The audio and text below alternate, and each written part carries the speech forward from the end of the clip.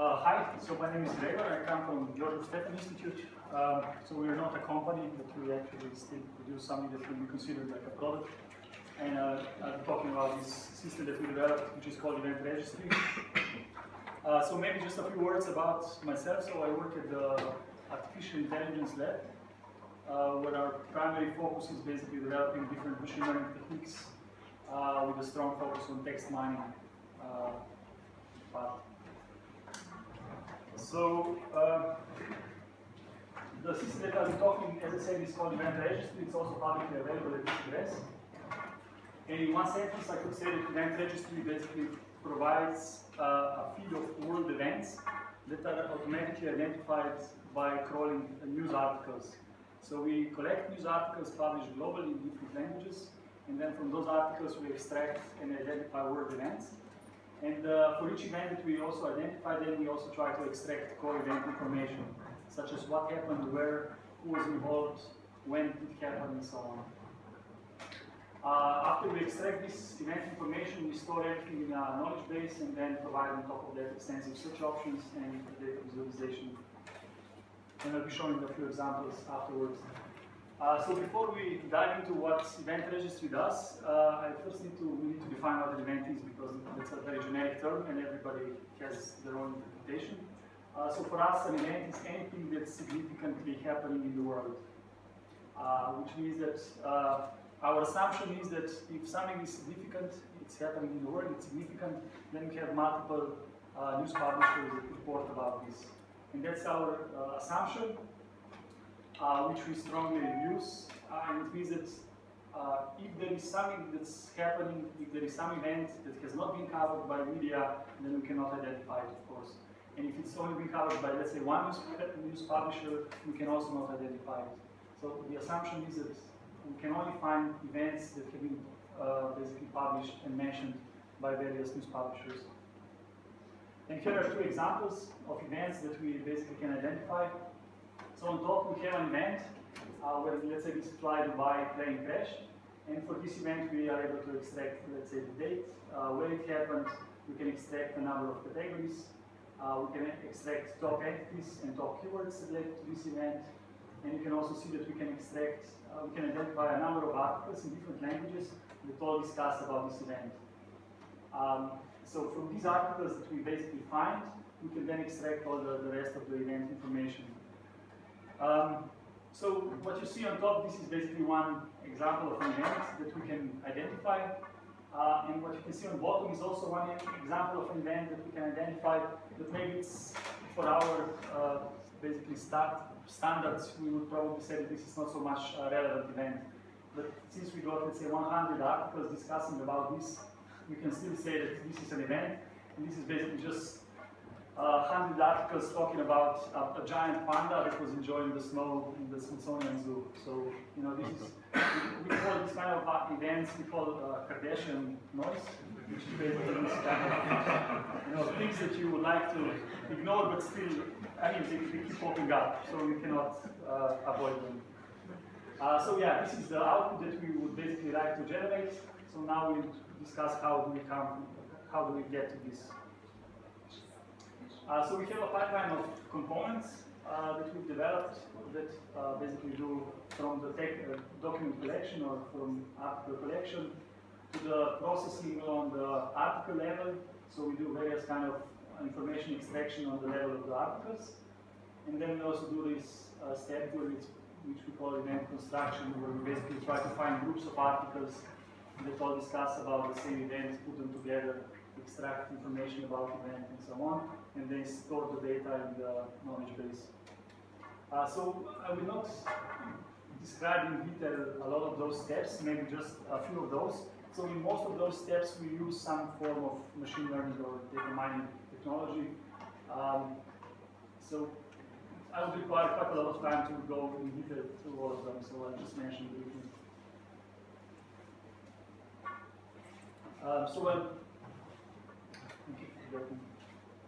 So when we're first talking about this data collection phase, so in this phase we basically use a system that we developed. It's called newsfeed, which is basically just a news crawler. So what we do is basically we go through news that's published all over the world, We currently track over 100,000 news sources, and from those we collect daily about 300,000 news articles. And we collect this content in, let's say, over 100 languages, but currently what we support in displaying the event registry are these 15 languages. So these are mainly the main European languages, plus the Chinese. So now we come to the phase that we assume that we have the data. Now we have to do some kind of annotation of this data. We need to find what's relevant in these news articles and extract information from them. So one part that we do is this article semantic annotation. This is actually quite related to the task that you were mentioning before in the seed bank. So what you have basically is just text. And text is pretty useless for the computer. So computers are stupid, they don't understand the text. So what you need basically is you need to somehow annotate in the text whatever is relevant and it has some kind of a semantic meaning. So in this case we have 3 examples of very short texts, and if you read them you will see that, okay, this Chicago here, let's say, means the same thing as this Chicago here, but you have to actually understand the text that's described. And you can also see that this Chicago doesn't mean the city Chicago, but it actually means the font name, which is called Chicago. And in this case here, we see that we have, again, mentions of Chicago, but these are all different mentions. This is the band, and this is like 2 albums that this band, Chicago, produced. So what we actually want to do then is, what I've actually shown here is the problematic part of the processing text. So text is highly ambiguous. So you can have the same words that mean different things. So this is exactly in the case of Chicago. Plus you have also variability, which means that you can have different words that mean the same thing. So that's the case, for example, here you have Macintosh and Mac. So those 2 things mean the same thing, and you would ideally want to represent them in the same thing in some kind of a knowledge base. So assuming that you have a knowledge base of things that are relevant in the world, basically what you want to do is you want to map individual mentions of text, either words or phrases in the text, to some concepts in your knowledge base, and you want to do this kind of linking so that basically you disambiguate what the word Chicago in this case means. This task is called entity linking for those of you who work in this area, and it's basically named entity recognition plus disambiguation. So in these days, it's very common to use the Wikipedia as the knowledge base. So Wikipedia is quite updated, so you can get all the relevant and current concepts. So ideally, what you want to do then is basically you want to match mentions to a particular page in Wikipedia. And we have a system that can do this. This is called a Wikifier. It's also publicly available. You can test it yourself.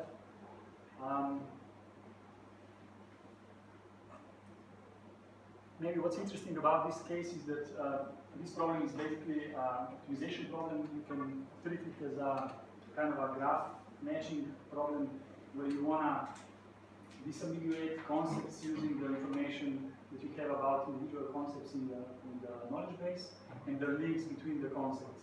So for example, if you would have a Wikipedia as the knowledge base, you would have a link from Chicago typeface to the Macintosh, let's say, on the page itself. So that would somehow help you to say that probably this Chicago is related to Macintosh, and in this way you would be able to disambiguate what the Chicago means. So this is quite a complex problem, so if it's needed, we can also make a presentation of this, but it can be quite a long presentation. Another interesting task that we have is also this. So we collect news in multiple languages. So the question that you want to answer is, for example, I have an English article. How similar is this English article to, let's say, a Spanish article? So this would be relevant, for example, if you want to match events, the same event that is described in multiple languages, right? So in this case, you want to know, that this article in Spanish language is similar or not to an English article. And of course, this can be done in multiple ways. One way we would simply translate everything to English, let's say. In that case, we would probably run out of money quite easily, because if we would, let's say, translate 300,000 articles per day into English, probably we would have problems. So another approach that we use instead is this canonical correlation analysis. So this is a statistical approach. where you basically what you want to do is you want to map articles in the original language to some semantic space. So this is not proper language, so you just map it to some space which is high dimensional, and you make this kind of mapping in such a way that articles in different languages that are about the same thing would generate vectors in this space that would point into similar directions.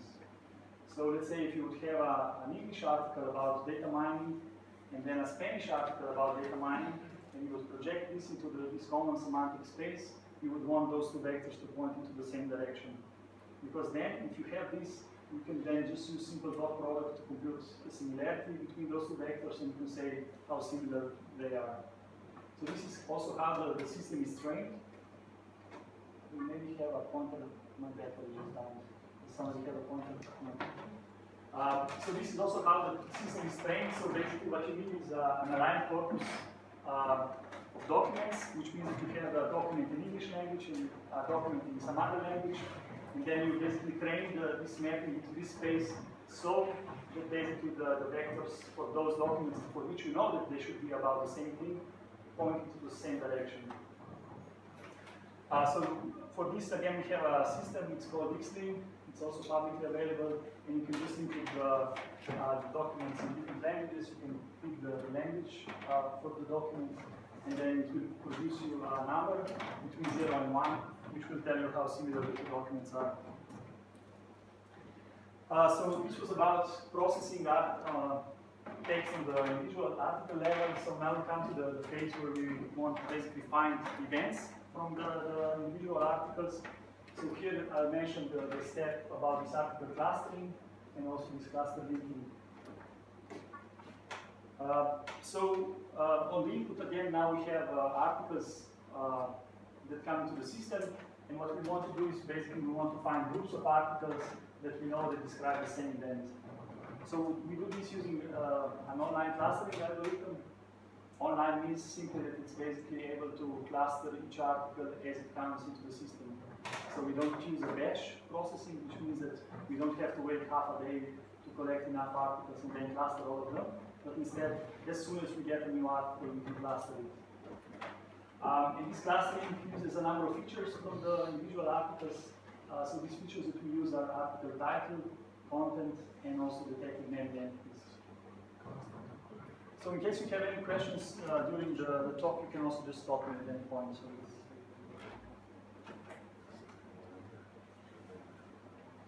So now the clustering has to be done separately for each language. Because we use the text of the documents, of course, then we cannot just compare an English cluster and a German one. So we run clustering independently for each language.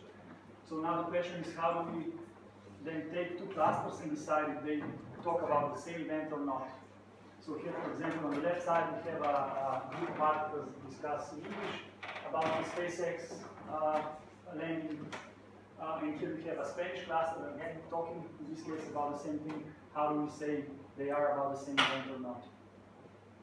So here again... Can I just ask one question about the clusters? I mean, the clusters are formed on the fly, if I understand right? How is reforming the cluster? Also done on the fly, or? It's all done on the fly. So whenever we get a new document, we try to see what is the most similar document. Can we assign this document to some existing cluster or not? So if this article is too different from any existing clusters, we just create a new cluster, and we call it a microcluster. So this is not yet something that we would call an event. Also break clusters on the fly? We also break and also merge them on the fly. So it's quite a complicated process. It's fancy. It's quite fancy, yeah. It's also multi-threading, so that we can support this amount of data and so on. I ask a quick question. How do you assess the performance of your multilingual document similarity approach? So are we talking about this step here? How do we assess the performance of this? Exactly, yeah. So we can easily, so this is a good question about this. There are various performance measures that we can compute based on the, let's say you can train on a particular set of documents and then you can test on a new set of documents. And then you can see if you know that those two documents are about the same thing, they have very similar content, then they should also point into very similar direction. So in this way you can estimate, how far off the number that you produce is compared to what you would expect. The reason I'm curious about the question is, for example, if you switch domains, so, for example, colleagues of mine in the past who have done work and they've trained on news, and then they switch to, let's say, informal language about a similar topic, everything falls apart. Exactly. That's always the case. Yeah. So if you train on news and then switch to tweets, you will never get good performance. So here the assumption is that you train on a similar content as you will also then use in testing. Okay. So if you want to do this on tweets, then you also need to train on tweets. That's how it's usually done. But we don't usually care about tweets in this case, so we just focus on the news, so we don't have this issue.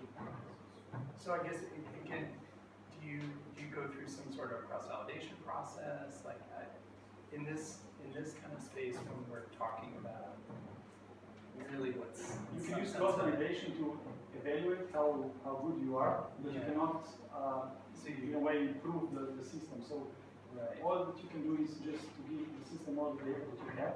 You just hope that you have the best data that's and in that case, perhaps if you have like a big corpus, so if you have a small number of documents, then it's not good. If you have documents that are not really similar, then it's not good, So if you have an English and a Spanish page, and the Spanish page in Wikipedia is just a stub, so you just have maybe a sentence or two, so that would not be good because you basically don't have the data. Understand? Yeah, I have more questions, but I'll take off one. Yeah, so we're now talking about this clustering. So clustering done is finished. So how do we do this cross-lingual linking? So we have a cluster in English, cluster in Spanish. How do we decide if they are about the same thing or not?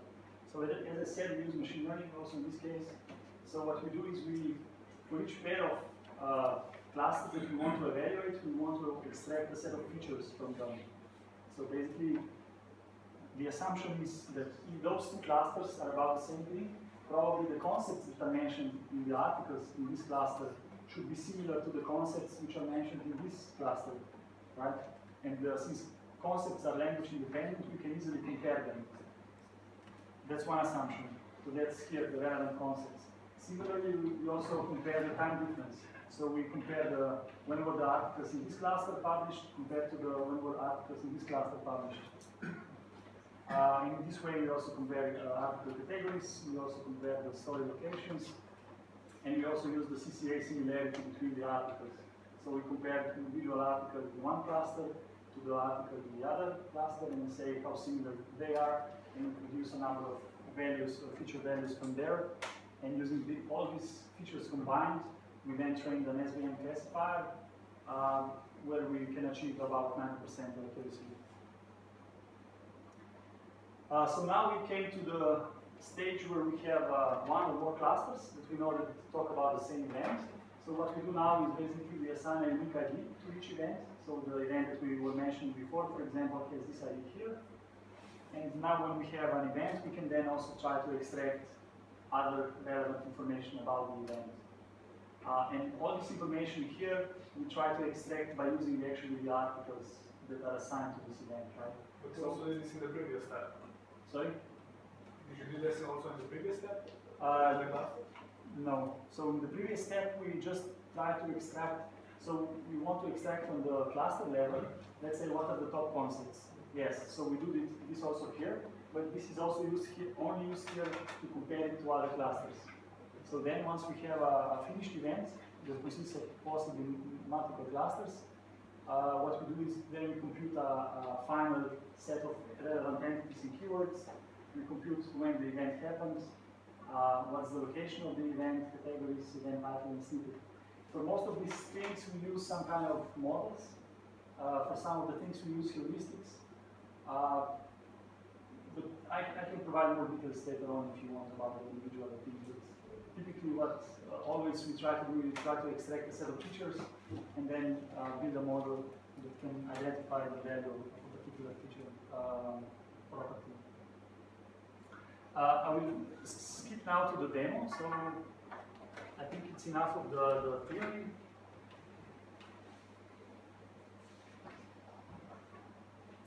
So this is the landing page for the system. So on the page, what we show basically, this is the live feed of current events as they are currently coming in. Here we provide some information about how you can use the system, what it does. So if you need more info, you can also check this page. Here are some of the companies that are currently using the system and some statistics. And here are where the user requests are coming from. But more importantly, here on top you have also start. And here now you actually come to the page where you can actually search the database of events that we have been talking about. So this is again kind of a dashboard where you currently see each of the red circles here represents one event. So this event here, for example, currently has 1,000 articles. It happened in Cincinnati, and it's about this gorilla that basically just was shot because a baby fell into the place where the gorilla was, and then we have to kill the gorilla. So each event that's basically that we find, we show on this map here, and here you can see also the title of the event, location, and the number of articles. Here we have some statistics. So the system currently has over 100 million news articles, and from those articles we were able to identify 4 million events. This is some number of news sources that are monitored, the number of concepts that we annotate. Below we have the... So this statistic is from the beginning or some period? This is from the beginning of the system for the last 2 years. So here we have the events that are currently shared the most on social media. So we also track individual articles, how much they are shared on the social media. So from there we can also then estimate how important individual events are on social media. These are the top current entities that are trending, and here are the biggest events, so the events that got the most news articles in the last 2 days.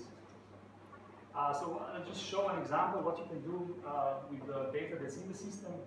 So let's say we can say a big topic that was and is still actually popular is refugees. So let's say that we want to find all events that we know about refugees. So what the system did now, basically it provides us all the events where the refugee is a very important concept. So here we can see why, for example, also this is much better than using keywords, for example, because here we have on top a Chinese event where of course you don't see the actual keyword refugee in the text, but if you can annotate semantically, you can know that these articles and this event is about the refugees. Each of these is one event. For example, here we have this Danish parliament approves plan to seize assets from refugees. This happened in Copenhagen on this date. We have a number of entities and keywords, and we have also a number of articles in different languages.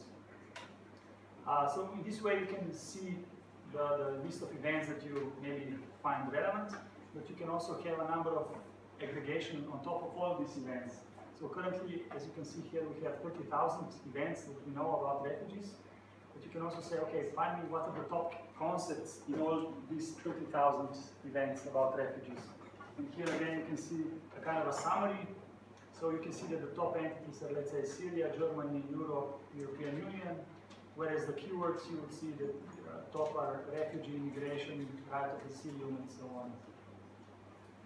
You can easily say, okay, show me when did these events happen. So now it just puts all these 30,000 events on a timeline.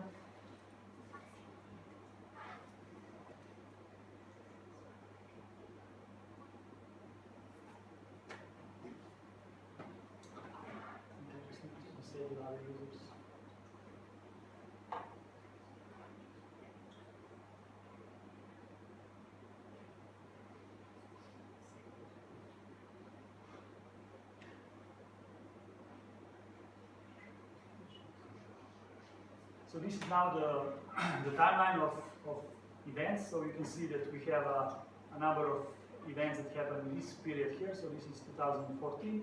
And then we have a big spike in this time period here, where we have basically from September onward. quite a lot of activity. And you can also just click any of these bars and then you will see events that happen on that particular day. An interesting view could be these locations. So you can also visualize where these events about refugees happen. And you can see them on a map. So since we are able to extract the actual geographic location of the event, we can also then place it on a map. In this case, you can then browse, and here each number here represents in that particular region what is the number of events that happen. You can also select a particular time period and then see only events in that time period that happen. So this one would also be quite interesting. So in this case, we have 30,000 events again, and we want to cluster them based on the similarity. So, some events about refugees are maybe related to refugees moving from Syria. Some are related to, I don't know, Trump saying stupid things about refugees in the US and so on. So we want to somehow group them based on the actual meaning or based on the content of these events. So in this case now we are applying the k-means algorithm on top of these 50,000 events. And you can see on top we have all the events, and then we split them into two groups. So we split them into, on the left side we have more the, let's say, United States, United Nations and terrorism related events about refugees. And on the right side we have more European Union and Germany and so on. So you can basically then drill down. You can find subgroups. So in this case, for example, we can see that we found probably here a bunch of events that are related to, let's say here in this case, about Trump. So here we have US related things in Washington and Trump and Obama and so on. So we have events from US perspective related to refugees. Another kind of categorization can be achieved using these event categories. So in this case, we have a predefined taxonomy of topics. So in news you have topics like business, sports, world things and so on. So we are using such kind of a taxonomy. And you can see that most events about refugees are related to society. Then we have a subset which is related to issues in society, and then a subset which is warfare and conflict. And similarly, you can see that we have a subset of events related to business also, and including also related to refugees, health, arts. You can even find a subset of events that are actually about movies, which are about refugees. So if you just open those, you can see here, let's say here we have a documentary about refugees and so on. So in this way you can easily drill down and find the particular segments that you maybe care about and so on. I will skip the rest of the visualizations. Maybe I will just mention that you have multiple other options that you can use here. So let's say you can say Obama, and you don't care about health, let's say, and then you say, okay, just find me the events that have been published at least by New York Times. And you can combine all these conditions together and make a query, and now basically what you get is only a feed of events that are about Obama. They are not about healthcare, and they have been published at least by New York Times. You can additionally add also the time constraints, the event size constraints, the location, and so on. Maybe I'll just skip now to what we can say about one particular event. So up to now we have been somehow aggregating over several events, but you can, let's say, just click an event. Let's say here is Obama arrives in Hiroshima. This is an event. Do you just index those articles that are not behind paywalls, or? Yes, yeah, only the ones that are So accessible. when you get New York Times, isn't it behind paywall or something? Or is No, you can crawl it, so it's not a problem to get the content. So for this event, for example, we can see that it's been covered in several languages. So this is the thing that we were discussing before, how to put together clusters in different languages. So here we have an English cluster. So you see the articles. You can read individual articles in English, or you can switch to German language, and then you can see what Germans are reporting about the same thing, or Russian, Slovenian, Italian, and so on. Can you detect sentiments from We don't, but not because we don't know how to, but because in principle it's not true that you can detect sentiment on the level of the whole article. So you can detect sentiment on the paragraph level, or you can detect sentiment on the sentence level. But to say that this article has a negative sentiment would be incorrect. So that's why we try to avoid this.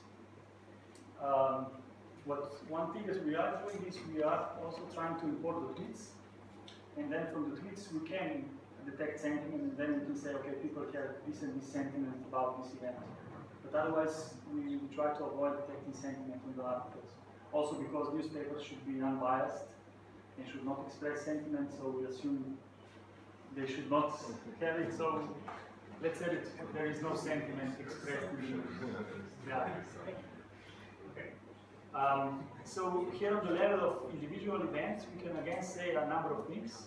So let's say we can say what is this event about. So it's about Obama, United States, Japan, and so on.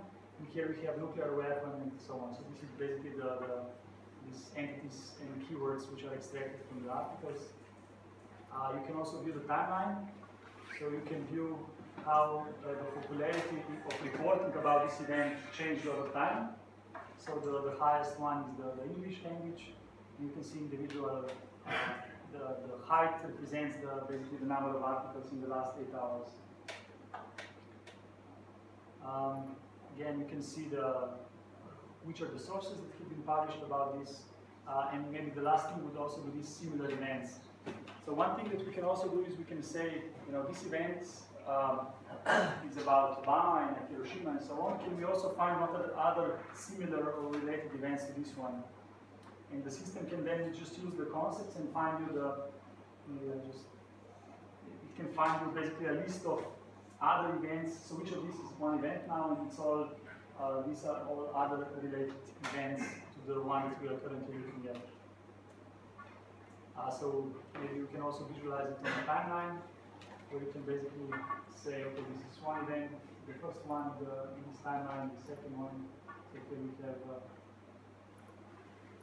so basically each of these is one event, and it's somehow related to the one that we are currently looking at. And I think I'll try to stop here, and maybe if you have any questions. I have no question. Who is your primary user? So the users of this are quite diverse. So we have a lot of researchers. When you're designing this, who is your primary user? Mostly the news companies. So the news media. Let's say if you are a publisher and you want to report about one particular event that is currently going on, how do you get all the information that you need to write a particular piece? So in that case, what you can get is you can easily get the event. You can get all the current articles that are reporting about this event, so you can get a complete picture. One of the things that's also very valuable, at least from the perspective of these kind of users, is these related events, because typically journalists don't keep in mind, the whole history. So, okay, what's happening now, yes, but not what happened like a month ago. Nobody knows what happened a month ago anymore. So that's why somehow connecting this, what's relevant that happened in the past, is very valuable. So in this case, you can connect things. And also, for example, let's say if you only follow the English news, then maybe you're lagging behind, because until some news jumps through the language barrier, let's say something happens in, I don't know, in China, let's say, until it's AP or some other publisher that actually publishes an English article, nobody will know about this, because nobody basically checks Chinese. So in that case, if you basically say, I care about Obama, I care about this and these topics, you can get a custom feed of events, and you can get events only also those that are only covered, let's say, in Chinese. So in that case, you can just then say Google Translate on the page, and then you basically see what's going on. And you support like alerts, like that? Yeah. So one of the things that you can say here is there are multiple options that I haven't demonstrated, but you can say one thing that you can build is a custom filter, where you say I'm interested in these particular topics, and then you will just get a feed of things that match that. So you can do this simply on this page where you say, okay, Barack Obama, and then you get a page just for Barack Obama. So now anything that's going on related to Obama, you will see this here. But we also have a page where you can combine multiple things like Barack Obama and this or this or this. and then you'll get a feed of things related to that only. Can you talk a little bit about the technology while you're using behind the product? So we have basically the whole pipeline is in-house. So we have the new scroller is implemented in Python, so it's not a problem. It's mostly the web transfer anyway that's delaying the things. This system here is built in C++, and the database that's used in the background is also in-house, so it's called QMiner. So it's a database that's basically highly optimized to perform some kind of probabilistic joins and things where basically the other databases would have problems with. And the front end is just JavaScript, and in the middle layer is Node.js. And the front end is also AngularJS and so on, a few other frameworks. What machine learning language? It's everything is in-house. It's basically implementation of our own SVM and other algorithms. The clustering is also we implement it ourselves. Basically, we just read a bunch of papers and then we implement it. And it used to be fast, so it's all C++. Is it a great choice for everything to be in-house?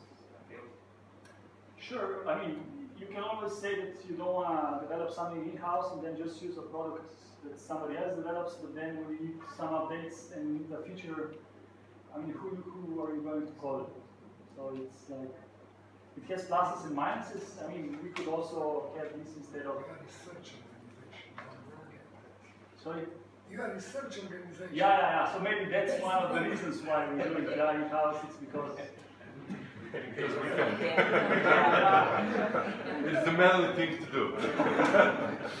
You know, you never trust others' code. You know? Your bugs are better. So better to see your own bugs than somebody else's. So,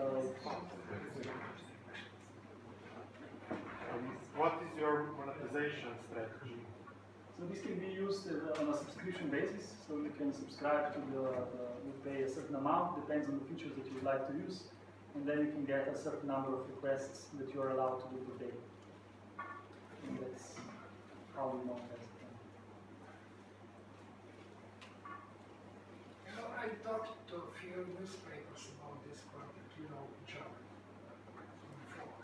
And now the key question there was, what are the problems of the media today? One of the biggest problems is to generate that fast content that attracts users to page. So, is the next step, because if there is 80% of money in content that is last 2-3 days. So, can you do this, that out of this, that you filter content that is interesting, and then auto-generate article that you post on social network, and then analytics to trigger which articles are interesting for my users, so you can fire half of your journalists and you solve them a problem, because they really have this big problem. You know, their KPIs are going down rapidly, okay? And they generate a lot of content that it's not useful. So a short answer would be no. No. You cannot auto-generate content.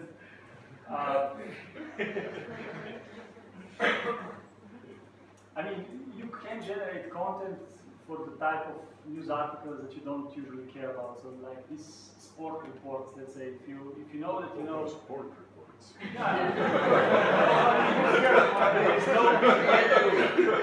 Probably they don't care so much about having a few journalists employed who write reports about that. You know? So they don't mind those employees, you know. But that's quite. I mean, you just fill a template. You just maybe create a template and you say this one and this team played, this one won, and so on. So it's.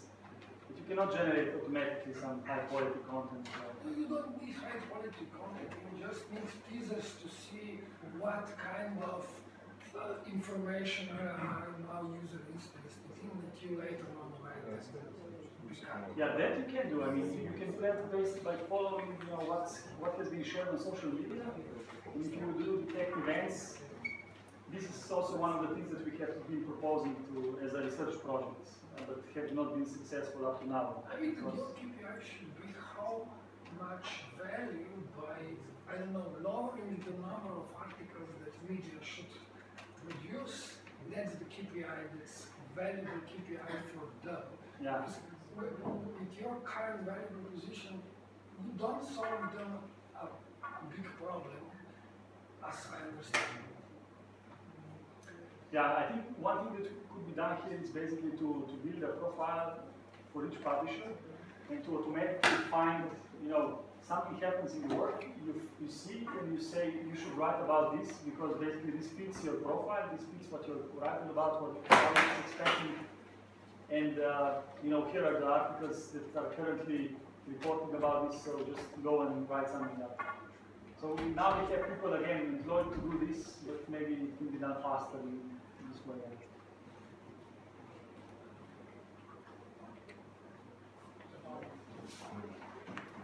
As I understand, you are using just text. Have you tried using images?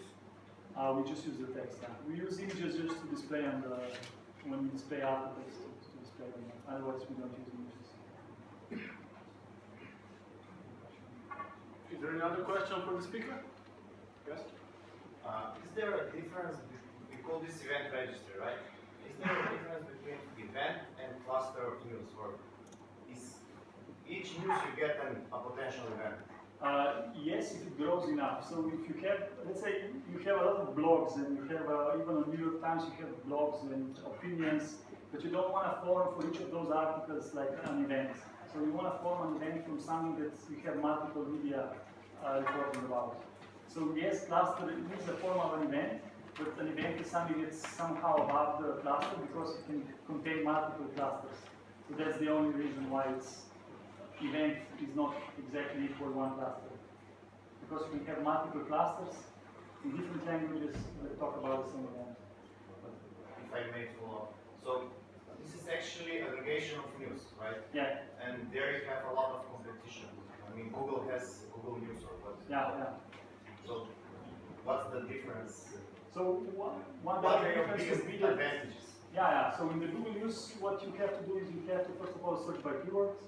You don't have any kind of history. You have just a few days of articles that you can basically search back. They do also show you a cluster, but only cluster for the current. So you cannot see.